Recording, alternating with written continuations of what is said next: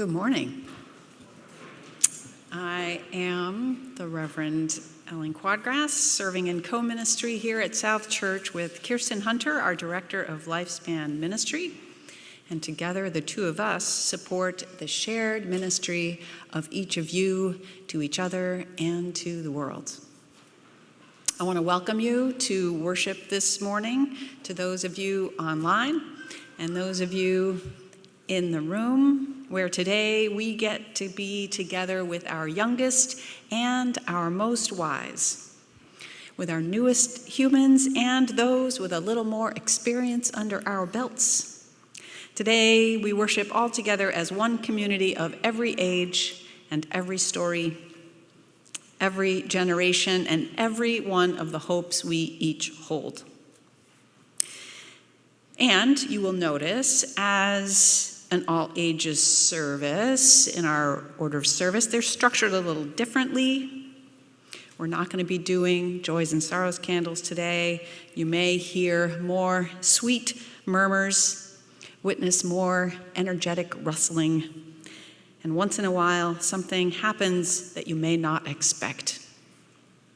Kind of like life. Which, by the way, I have to tell you as an aside, February, life in February. I know February is the shortest month, but it feels like the longest. It goes on forever, and it is cold, and I'm kind of sick of it, really. I just like February, and then there's March, which is really not a whole lot better. Reverend Ellen? Yeah. Chris? Yeah, sorry to interrupt. Hi. What's up? You're making me feel kind of down right now with what you're saying. I hear that, but I think that's entirely appropriate for a month like this. I mean, it's cold. Did I say that it's cold out there? I could barely walk to the sanctuary today. I hear you. We all understand. Is there possibly something that you're missing, something you're not thinking of, something you're not aware of, maybe even around you? Around me. That could give you some sort of different insight into a different way of looking. Possibly. Change the narrative is a ticket I just happened to find on my person. Look, and there's a sign coming up, change the narrative. Well, thank you, Chris. Change the narrative. That means change the story. It means look at things another way. So maybe you're inviting me to see February in some other light, like, okay, it's cold outside. I can appreciate when it's warm inside. And sometimes when the weather is dreary, it's an excuse to get together and do something fun indoors. And, well, in February, we have our theme of justice and equity, and that's really important because injustices are weighing on all of us, so it is good to pay attention to that. So, yeah, I'm feeling grateful for all those things. Thank you so much, Chris Kiper, for that redirect and for serving as our worship associate today, part of a team that Kirsten and I work with every Sunday. I'm also feeling grateful for Jen Del Berry. Changing so many things this morning. Just change names, whatever. For creating this service together with me and with Chris, for South Church folk, for their music, for Susan Adams, for Jen Leiden, who does so much in the background, Ben Abbott on tech, for the learning associate who is going to share something with us in a few moments, and for everyone who is helping make this service possible today. I am grateful for our theme of justice and equity, and I am grateful that here at South Church we lift up every Sunday the troubling history of this place. We lift up that the Abenaki and Pennacook people were here for 12,000 years before this church was built and who did not cede this land. I'm grateful that we recognize this, not because that recognition alone resolves any of those ancient wrongs, but because staying aware of the attitudes and decisions that led to that injustice helps us not only think creatively about how to address their legacy for Native people, but also how to more effectively undo the systems that continue to fuel other injustices in our time. Please note, assisted listening devices and large print hymnals are available in the back of the sanctuary. Please ask an usher if you need assistance. Please silence your cell phone if you have one. And it is now time for some announcements.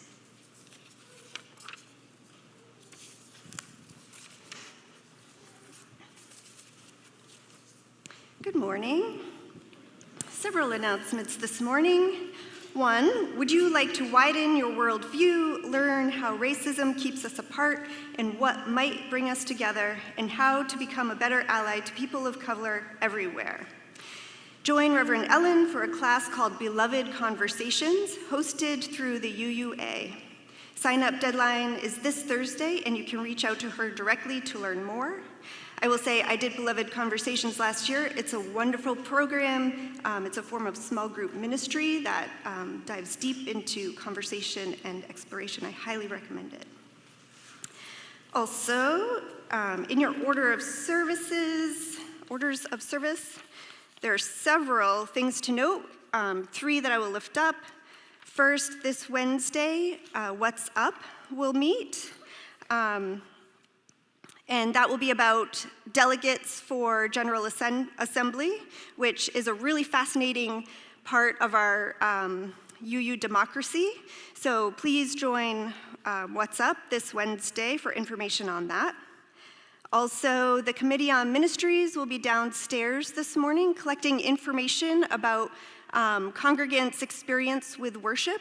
It's a part of a really valuable feedback process, so please check out their table downstairs to be part of that process. And Journey to Membership is scheduled for March. They have set the dates. March going into April, you can find those dates right in your order of service. So if you want to know more about Unitarian Universalism, what it means to be a member of South Church, then do check out that class. And finally, I don't know about anybody else, but I have had a really hard time with the news about what's happening in Gaza. And it feels so huge, and I feel so tiny. And I was feeling actually really hopeless about it. And so I did what we do in a church. I called my minister, Reverend Ellem, and told her about just how dire it felt.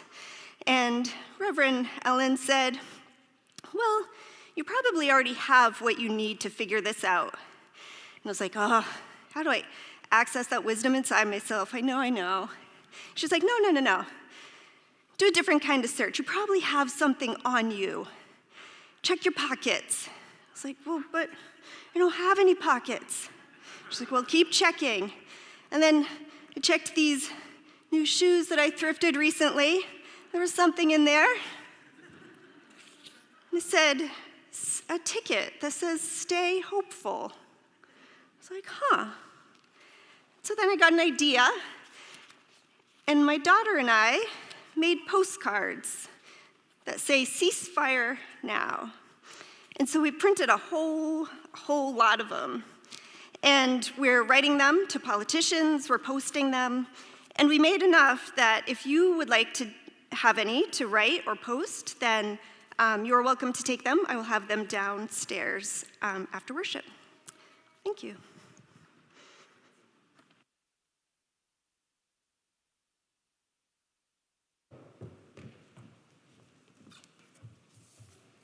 Good morning.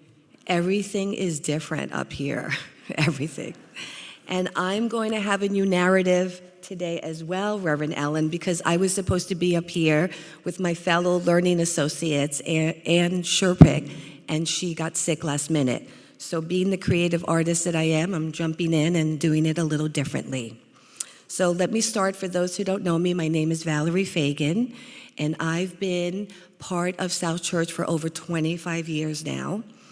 And today I'm here to share about the Learning Associates Committee. I'm also going to share why I choose to volunteer and get involved at South Church, with the hopes of inspiring you to have a new outlook at your involvement with South Church.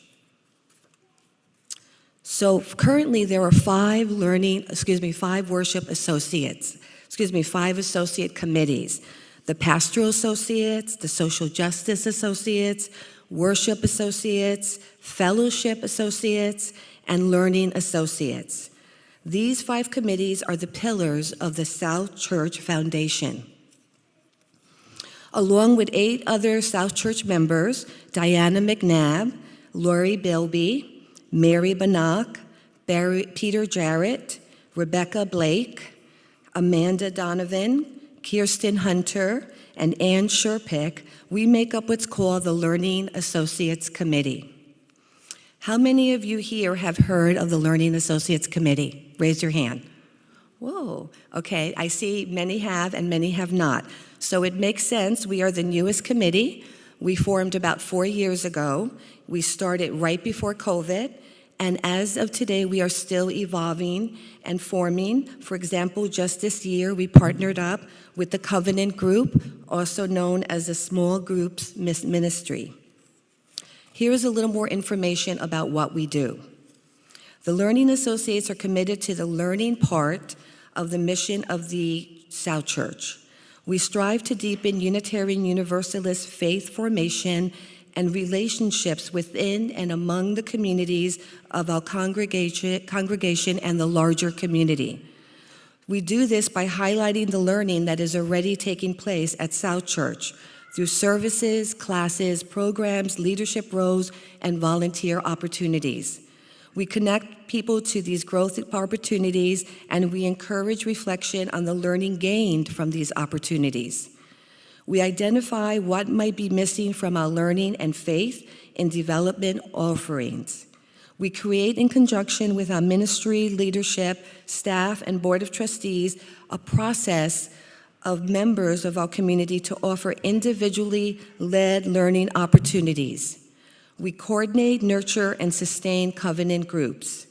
We organize 3 to 4 initiatives a year to support lifestyle faith development and religious education for South Church congregation. So that's just some of what we do. And this morning, a poem and a question with that poem popped up. So I'd just like you to take a moment before I share why I choose to be a learning associate, and just reflect on the question that the poem asks. This is by Vicky Murphy. What can we do in our lives through the decisions we make, the choices we make, to tip the scales in the world away from fear and towards love?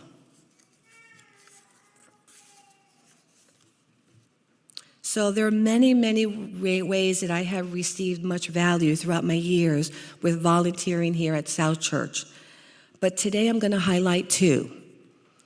One being the co-creator of my life, where living and acting on behalf of my faith deepens my spiritual practice and helps me take on my active role in creating the kind of spiritual community here at South Church that my heart truly desires.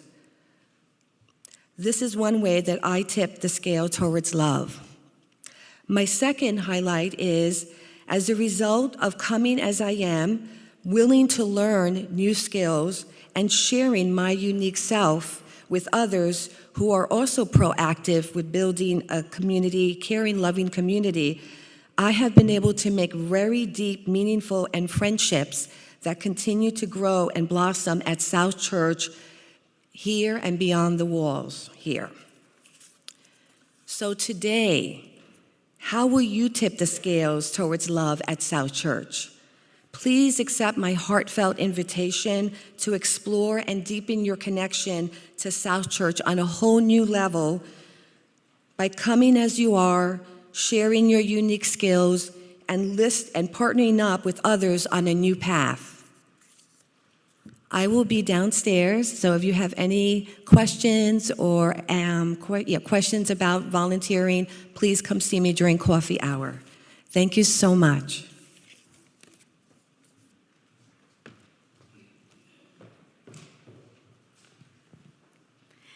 Hey, Susan, you going to help me with the invocation today? Yeah, I don't know. I'm just not that comfortable doing that kind of thing. Oh, come on. You've done it before. Yeah, but Johnny twisted my arm. And Well, maybe you need something that's going to be helpful in this moment. Some sort of instrument for change, like maybe there's a ticket or something that would help you. it says, learn to be uncomfortable. Well, I have been stretching my comfort zone lately, and maybe, I guess it can be a good thing to stretch your comfort zone, so, okay.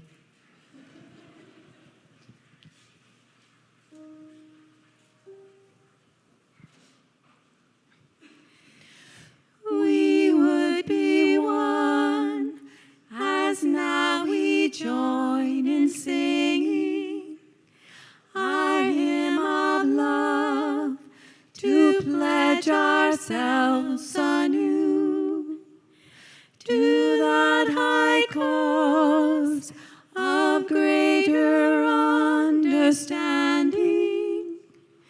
of who we are and what in us is true.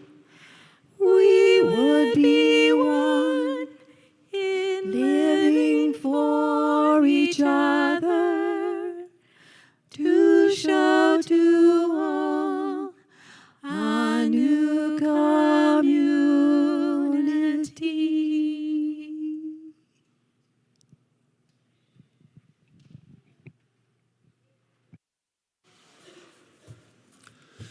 As we gather here today, and like the chalice, we invite people watching at home to light a candle or chalice of their own. We light this chalice today with these words from David White. When your eyes are tired, the world is tired also.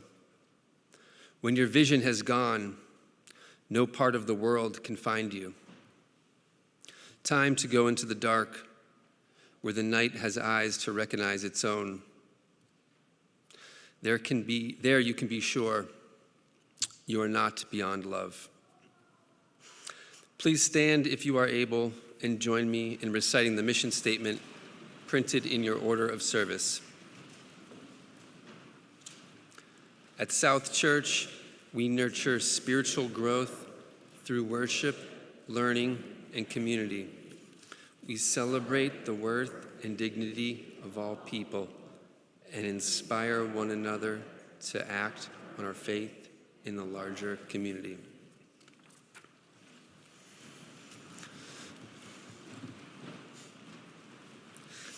If you have ever shoveled the walkway to your home after a snowstorm or used a snowblower to clear your driveway, then you know it takes quite a bit of work.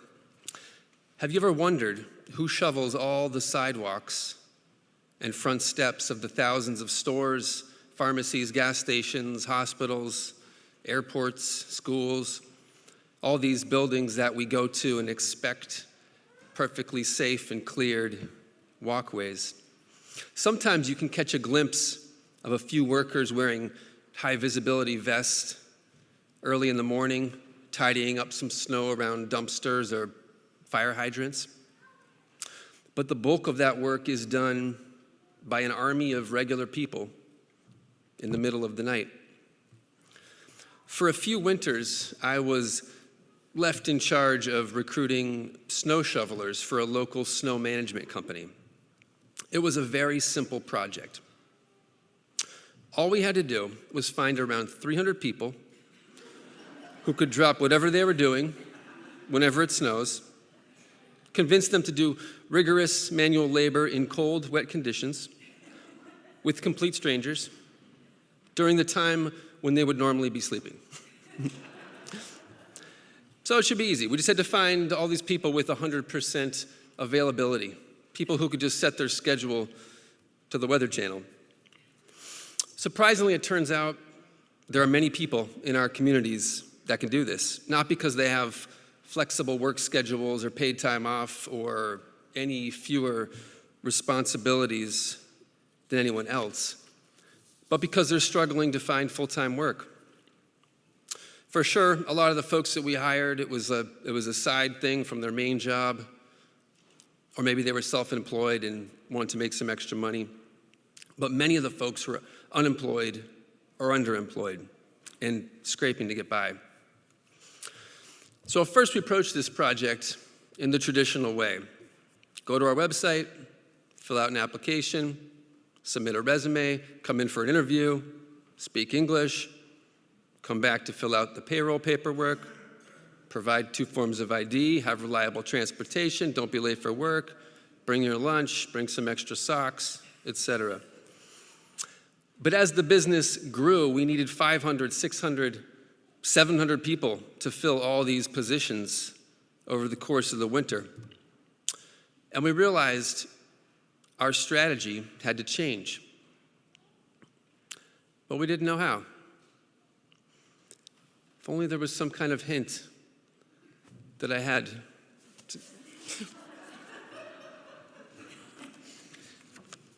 My ticket says, get proximate.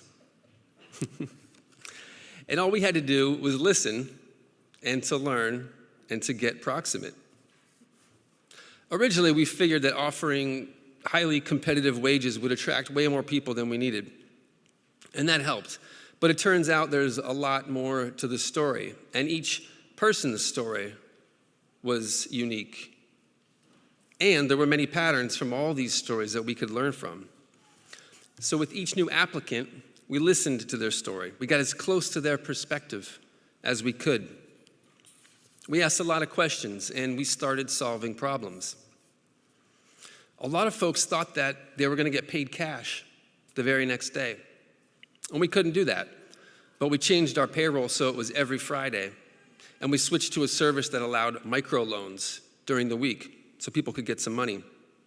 A lot of folks didn't have gas to drive to the interview. So we started doing interviews over Zoom and hiring people that way. For the same reason, people couldn't drive into the office to fill out all the paperwork that you have to do to be employed in the United States. Same thing, we built an onboarding system that we could issue remotely and people could fill it out from home.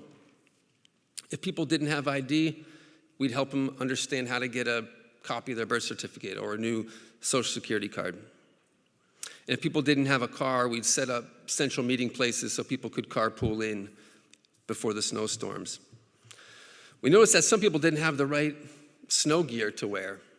So we bought a bunch of stuff that we could lend out for snowstorms, and we gave out gloves. And we noticed that some people didn't have any food. So we made sure all the managers had a way to buy people snacks and coffee during the snowstorms. We saw it can be difficult to juggle multiple part-time jobs, so we made this job completely optional, as long as they let us know in advance. And the last big change, maybe the most important one that we made, was we required our managers to reach out to every single person on their team at least once a week and check in and see how they were doing and see if they needed anything.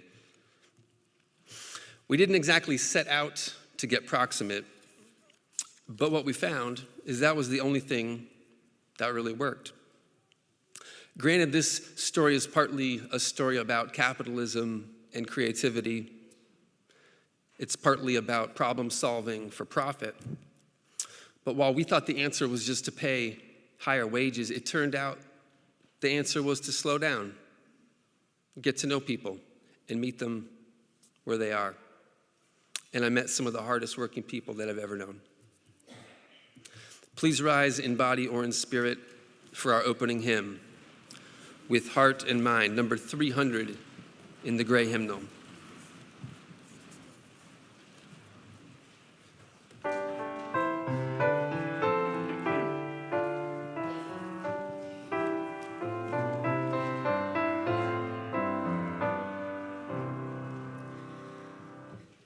with heart and mind and voice and hand. May we this time and place transcend to make our purpose understood. A mortal search for mortal good, a firm commitment to the goal of justice, freedom, peace for all. A mind that's free to seek the truth, a mind that's free in age and youth, to choose a path no threat impedes, wherever light of conscience leads. Our martyrs died so we could be a church where every mind is free. A heart that's kind, a heart whose search makes love the spirit of our church, where we can grow and each one's gift is sanctified and spirits lift, where every door is open wide for all who choose to step inside.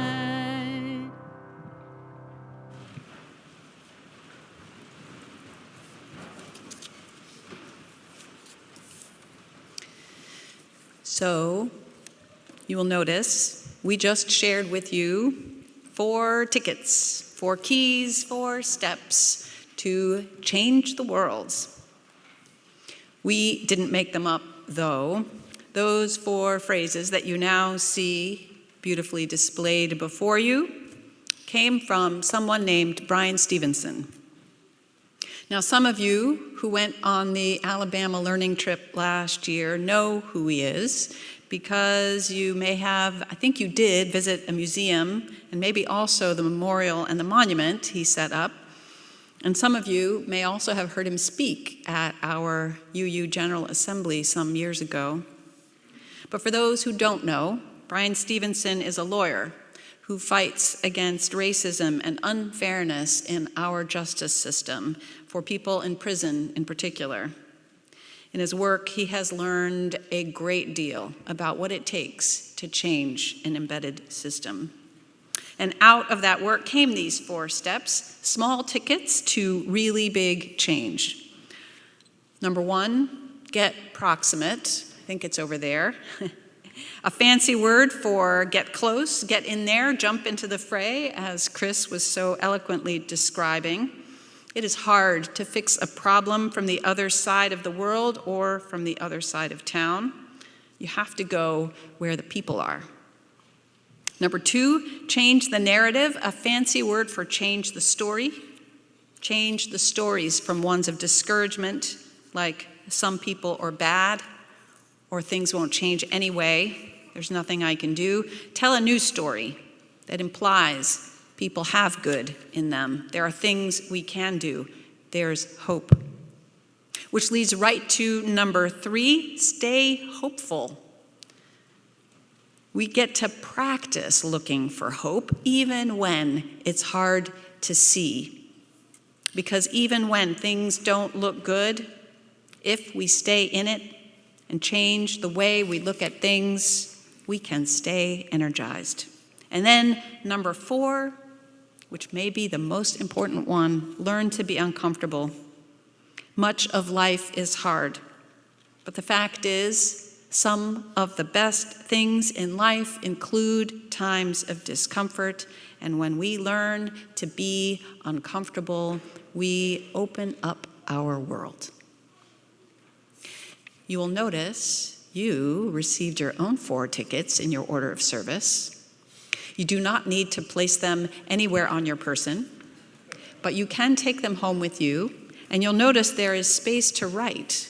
So as you listen to the story and as you witness the rest of the service, if anything comes to you, some inspiration of how you might want to live these 4 tickets, I invite you to write that down. So now I invite us to listen to the story.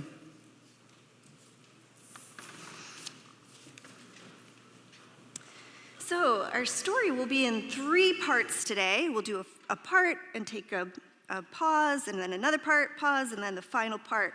So if anybody would like to come up to hear the first part closer, the pictures will be on the screen, and you can come up. You may even want to sit on this side so you can see really well. Our story today is called The Last Stop on Market Street. It's written by Matt de la Pena, and the pictures were made by Christian Robinson.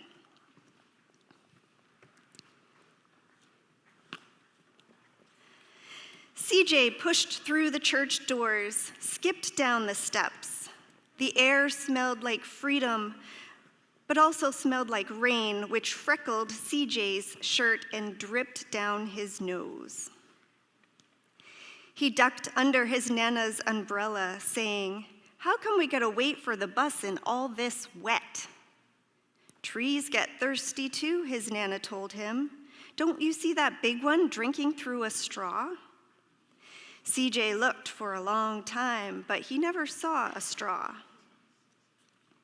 From the bus stop, he watched water pool on flower petals, watched rain patter against the windshield of a nearby car. His friend Colby climbed in, gave CJ a wave, and drove off with his dad. "Nana, how come we don't have a car?" "CJ, what do we need a car for? We got a bus that breathes fire, and old Mr. Dennis who always has a trick for you." The bus creaked to a stop in front of them. It sighed and sagged, and the doors swung open. "What's that I see?" Mr. Dennis asked. He pulled a coin from behind CJ's ear, placed it in his palm. Nana laughed her deep laugh and pushed CJ along. They sat right up front. The man across the way was tuning a guitar. An old woman with curlers had butterflies in a jar. Nana gave everyone a great big smile and a good afternoon. She made sure CJ did the same. The bus lurched forward and stopped, lurched forward and stopped. Nana hummed as she knit. "How come we always got to go here after church?" CJ said. "Miguel and Colby never have to go anywhere." "I feel sorry for those boys," she told him. "They'll never get a chance to meet Bobo or the sunglass man, and I hear Trixie got herself a brand new hat." CJ stared out the window, feeling sorry for himself. And that's where we'll pause. You can either stay right here and wait for the next part, or you can go back to your seats. It's up to you. So we'll come back for part 2. I'd like to invite us to gather our hearts and minds in a spirit of prayer or meditation. Because I wonder if you ever feel like things are just not what you want. You have to wait for a bus and a whole lot of wet. You see others in a warm car when you're out in the cold. You want to stay home, but you have to go somewhere and do something that maybe you just don't want to. You too might just not feel all that happy. Other times, you might not even know why you feel so bad. Something is wrong. Something feels off.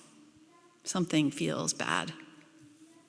Or maybe you do know someone is hurting who you love. I want to invite us to hold Tom Barry's brother Greg in our hearts as he goes through a difficult surgery this week. A surgery he doesn't really have a way to understand, but which Tom and Greg's family are holding him through. Let us hold them all in our hearts.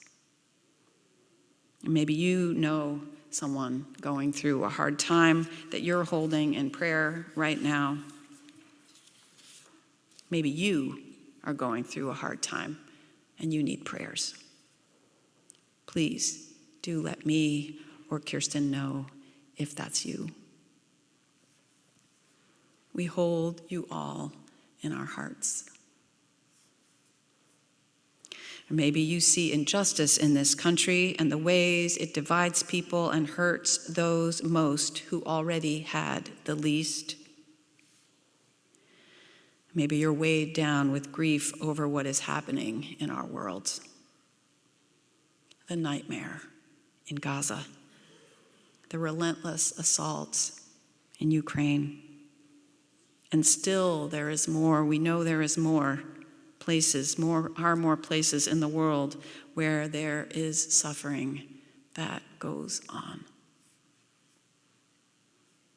There is so much. There is so much. How do you get proximate without getting overwhelmed?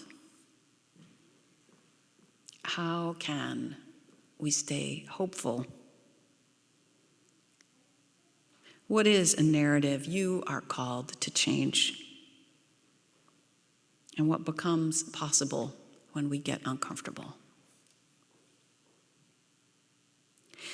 May we remember we are in all this together.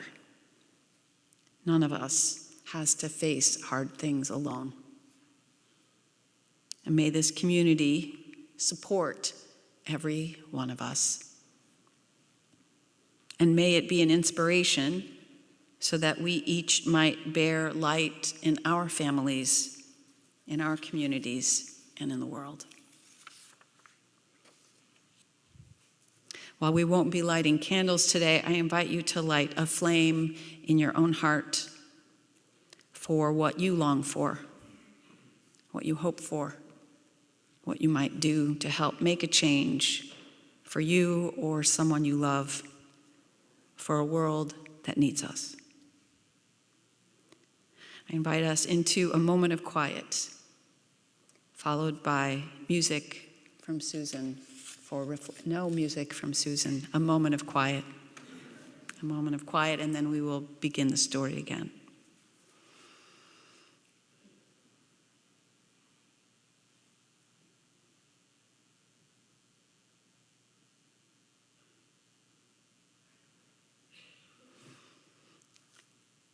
Amen.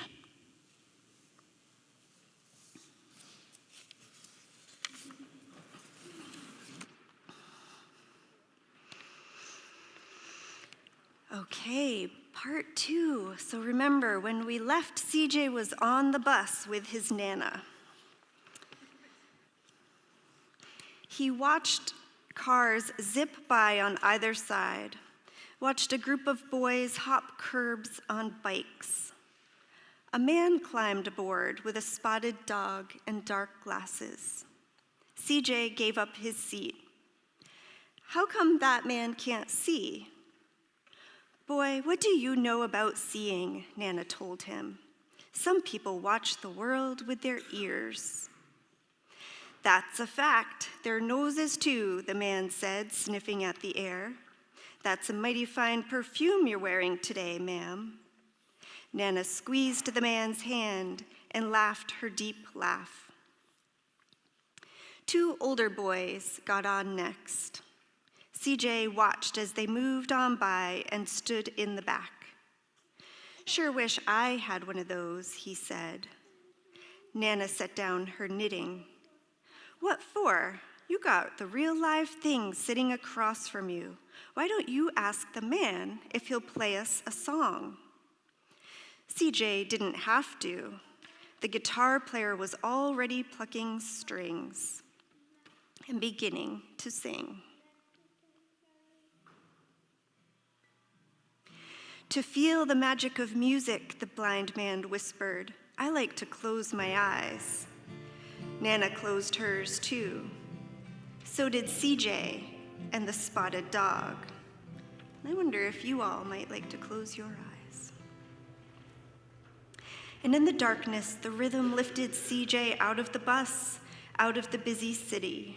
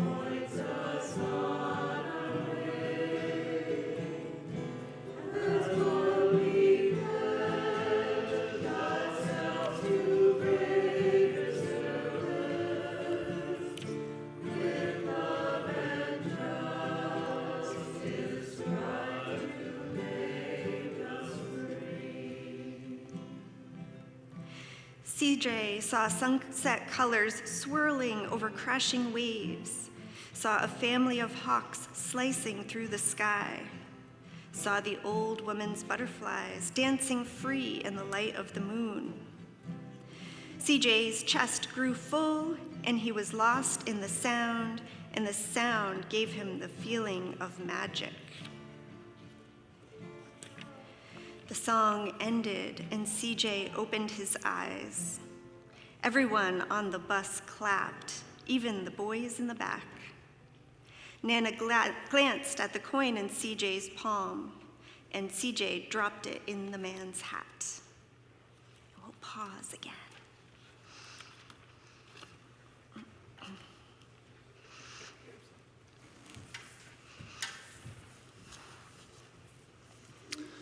We now all have the opportunity to drop a coin into a hat. During the month of February, our collection will be shared with Footprints Food Pantry. Footprints exist to reduce the impact of hunger in the region and to share resources and support the lives of those who have joined the Footprints community. They always have fresh produce, non-perishables, meats, dairy, and household products, and offer a simple registration process. You can learn how to get proximate at footprintsfoodpantry.org. The offering will now be gratefully received.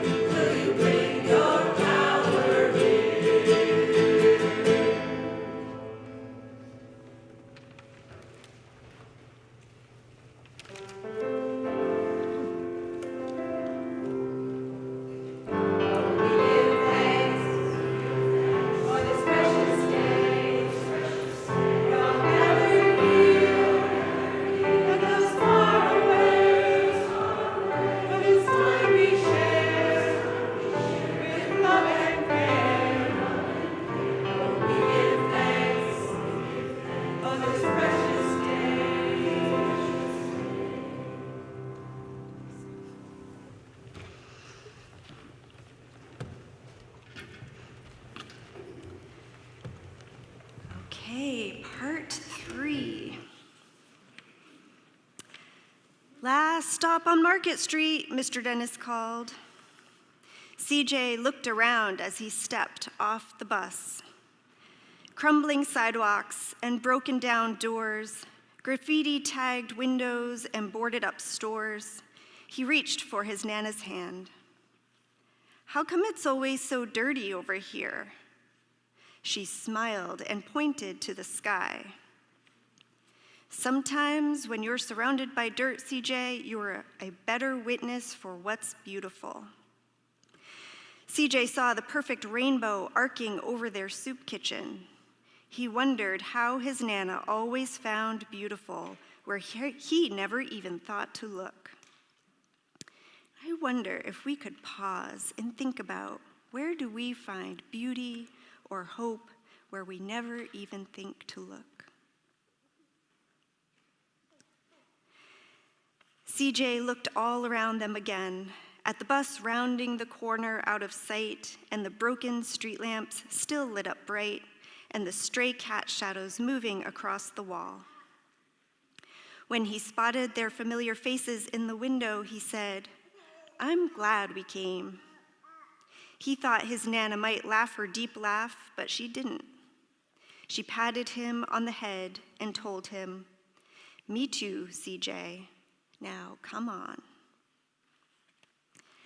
And now we can go back to our seats for the rest of worship.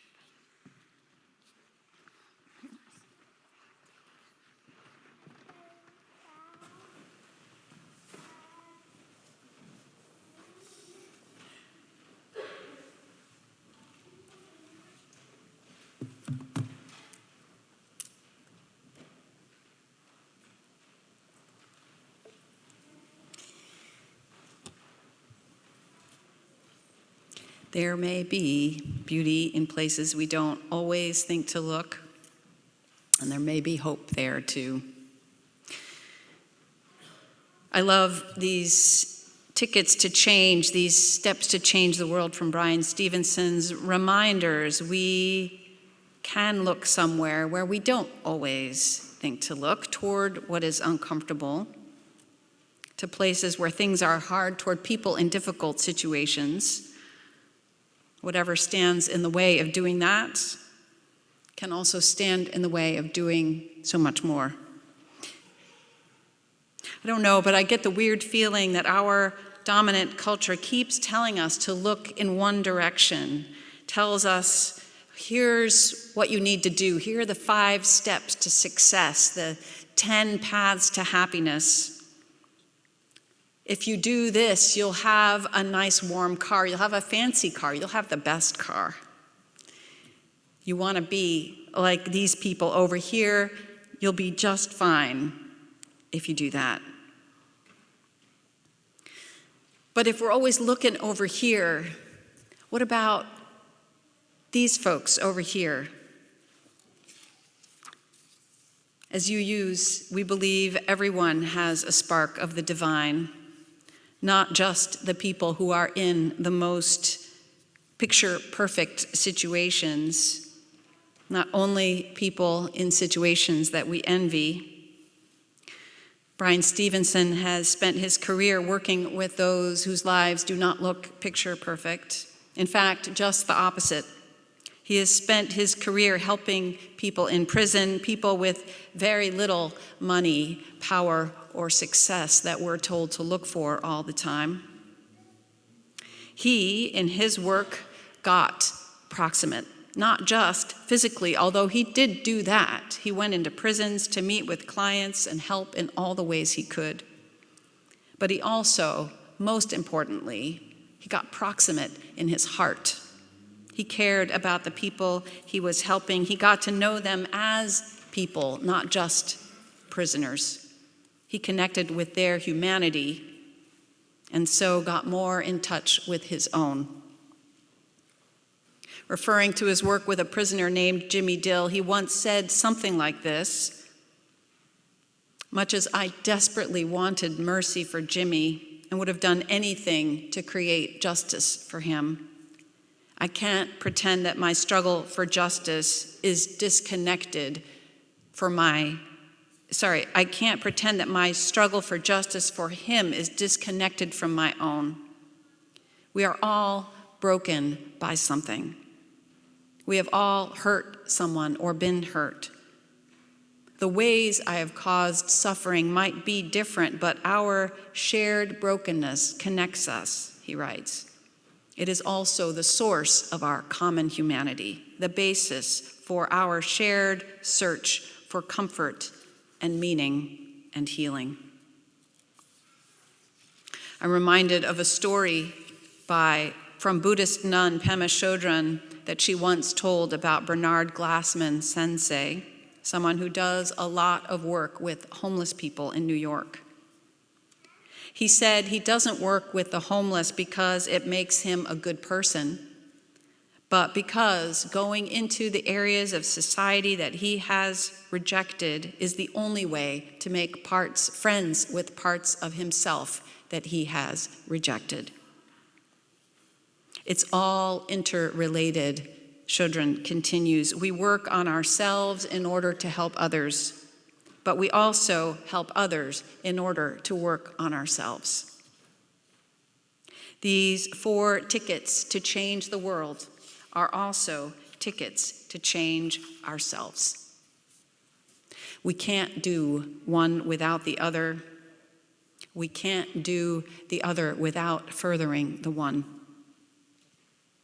But I suspect in order to do either, we need to more and more be willing to look where we haven't been encouraged to look before, places we may find it hard to look.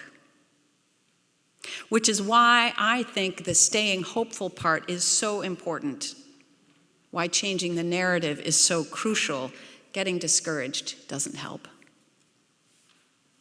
But staying hopeful can take some imagination. It can take some creative envisioning. It can take some intention, like in the story we just heard. With a fire-breathing bus, a magical coin, a world watched with the ears, and a rainbow witnessed where you'd never think to look. Children's stories are full of imagination because children are. Our children have so much to teach adults like me who can lose some of our inventiveness along the way to adulthood. But I also love how in this story it is a grandmother who brings such a creative way at looking at everything. I think elderhood can open our playful imagination back up if we let it. Our eldest and our youngest have much to show the rest of us about imagination as well as hope, so we can stay proximate to the things that are hard.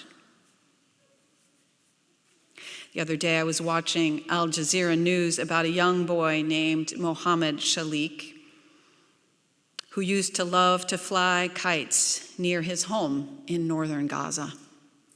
Now, staying in the Rafah refugee camp in the south, he found a way to make kites anyway, with plastic bags and sticks and leftover string.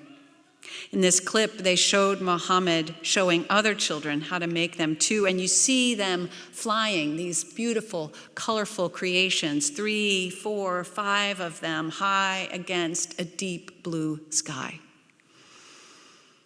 Imagination, ingenuity, intention. One little boy creating beautiful in a place where it's so hard to look. One of my takeaways from Brian Stevenson is that if more people in this country would get proximate to difficult situations, to the people in difficult situations, there's no telling what we could do. And if more of us who are white would get closer to the lived experience of Black and brown people living here with the legacy of racism on a daily basis, there would be a revolution of understanding.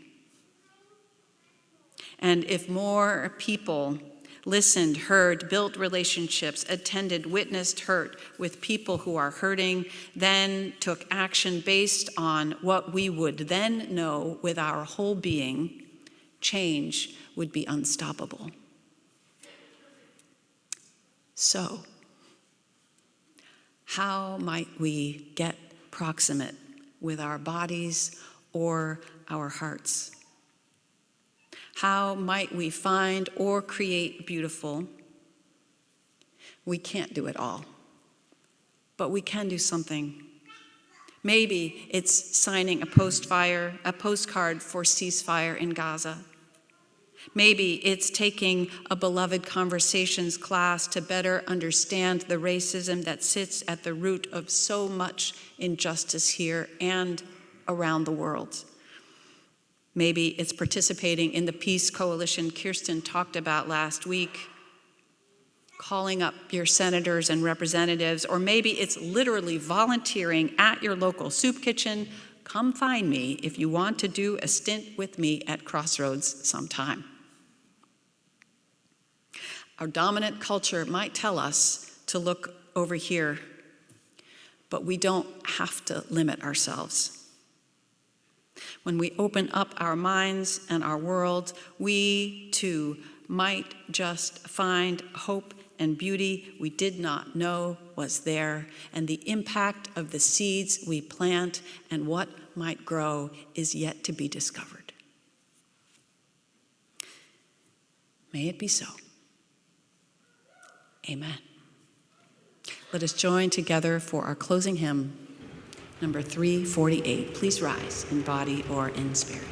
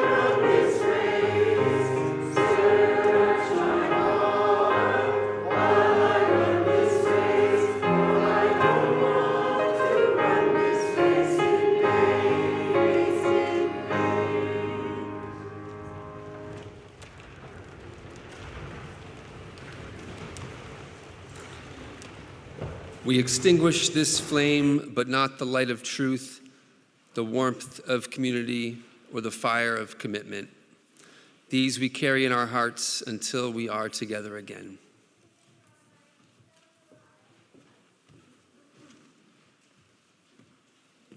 Our closing words are adapted from Rebecca Parker. Your gifts, whatever you discover them to be, can be used to bless or curse the world.